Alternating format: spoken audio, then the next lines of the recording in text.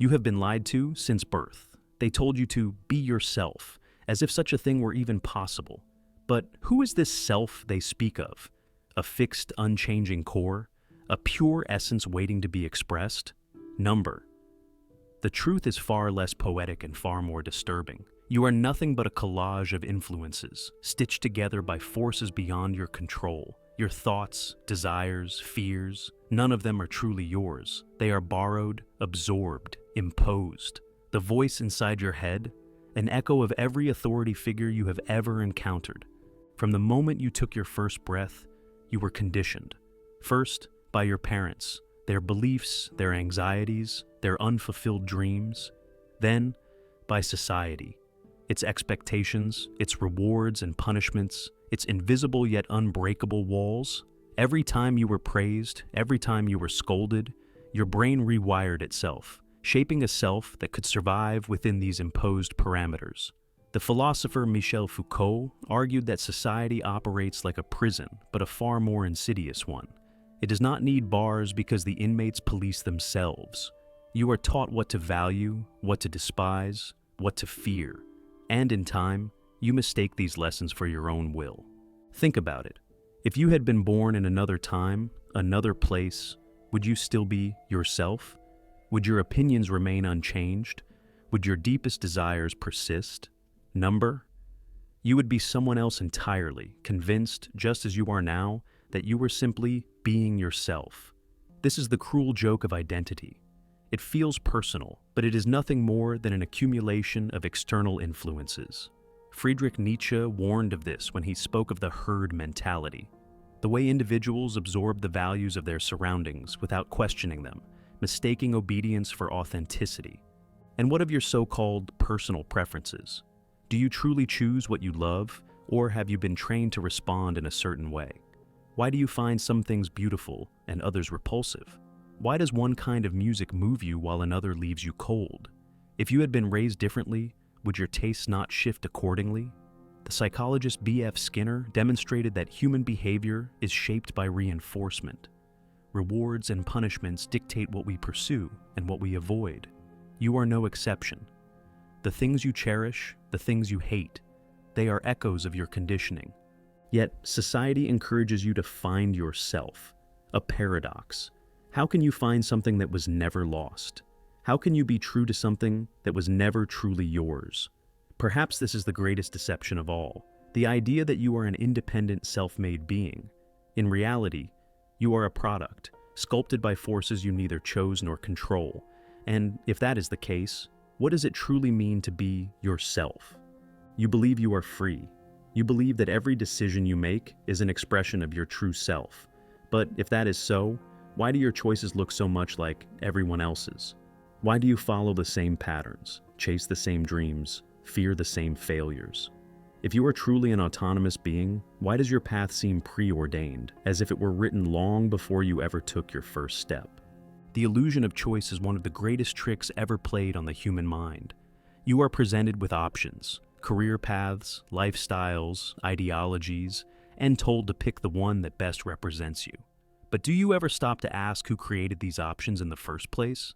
The philosopher Jean Baudrillard argued that in a world of mass media and consumer culture, freedom is not about making choices. It is about being conditioned to desire only the choices you are given. You do not invent yourself, you merely select from a pre-approved menu of identities. Consider the things you believe you want most in life: success, love, recognition. Did you choose these desires, or were they implanted in you by a system that profits from your pursuit of them? Why is financial success seen as proof of personal worth? Why is romantic love portrayed as the pinnacle of human existence?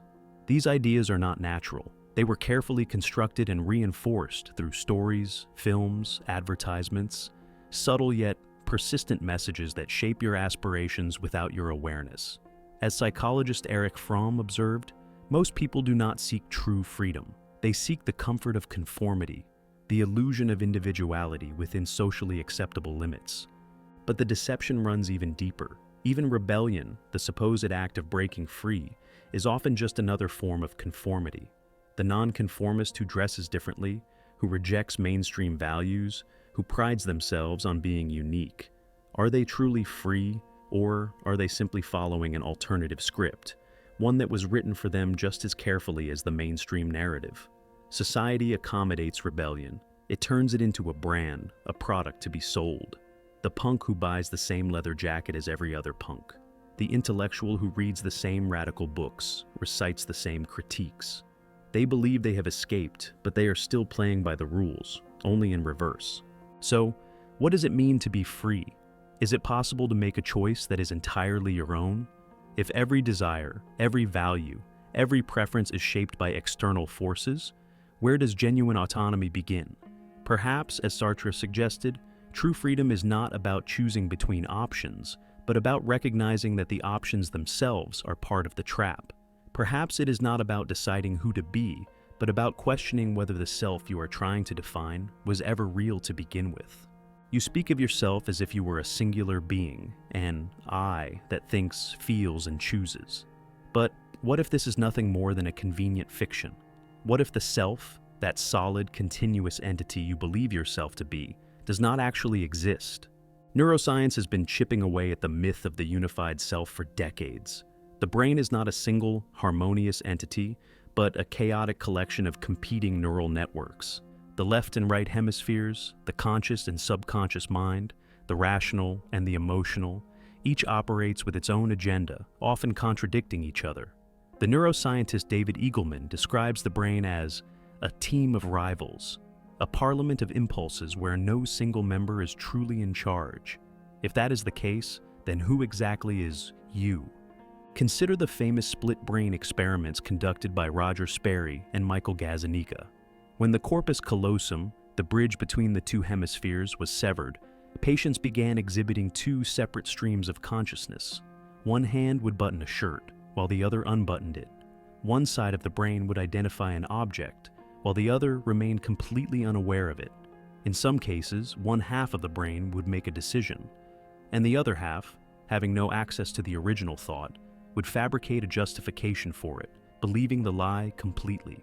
This suggests that what we call the self is merely a narrative constructed after the fact, a story the brain tells itself to create the illusion of coherence. And what of free will? Studies in neuroscience, such as those by Benjamin Libet, have shown that decisions appear in the brain before we are consciously aware of making them. Brain scans reveal neural activity initiating an action milliseconds before the subject experiences the choice to act.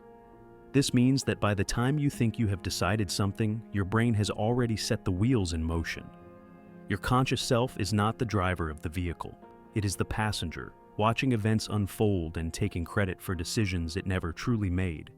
Even your memories, those sacred markers of personal identity, are unreliable. Psychological research has demonstrated that memory is not a fixed recording, but a reconstruction, one that is altered every time it is recalled. The past you cling to, the story of who you are, is rewritten each time you tell it. And if your past is unstable, what does that say about the self built upon it? Buddhism has long suggested that the self is an illusion, a fleeting collection of thoughts and sensations with no real center. Modern science seems to agree. What you call you is not a single entity, but a shifting, impermanent process, a mask woven from memories, habits, and social conditioning, constantly changing, never truly fixed. So when you say, "This is who I am," what are you really referring to? A transient collection of impulses? A ghost trapped in a biological machine? Or something else entirely? If the self is an illusion, if your choices are predetermined by forces beyond your control, if even your desires are not truly yours, then what is left? Are you nothing but a puppet, acting out a script written by genetics, culture, and subconscious mechanisms? Or is there a way to break free?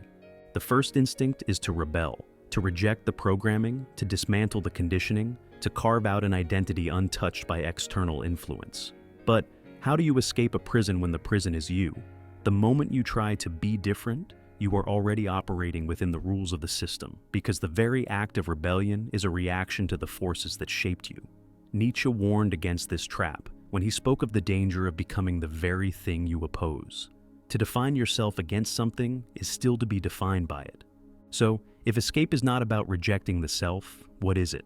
Perhaps it is about seeing through it, recognizing that the self is not a solid entity, but a fluid, ever-changing construct. The Buddhist concept of anatta, or no self, suggests that liberation comes not from constructing an identity, but from dissolving the attachment to one. The more you cling to an idea of who you are, the more trapped you become. True freedom, then, is not about reinforcing identity. It is about letting go of it. But what does it mean to live without a fixed self? It means embracing the uncomfortable truth that you are not one thing, but many, that you are not a static being, but a process. The philosopher Alan Watts likened the self to a wave in the ocean, momentary, constantly shifting, inseparable from the whole.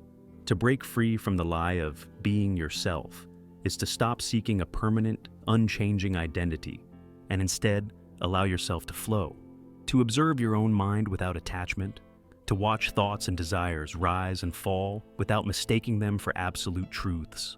Yet, even this is not a perfect solution.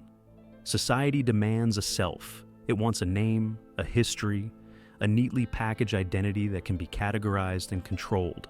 To truly transcend the illusion of self is to exist in a way that defies expectation, neither conforming nor rebelling, neither playing the role nor actively resisting it. It is to engage with the world without being imprisoned by a fixed idea of who you are. It is to understand that identity is a tool, not a truth. So, can you ever truly break free?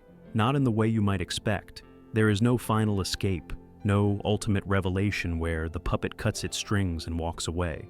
But there is awareness. There is the realization that the strings were never real to begin with. And once you see that, you no longer move because you are being pulled. You move because you choose to dance.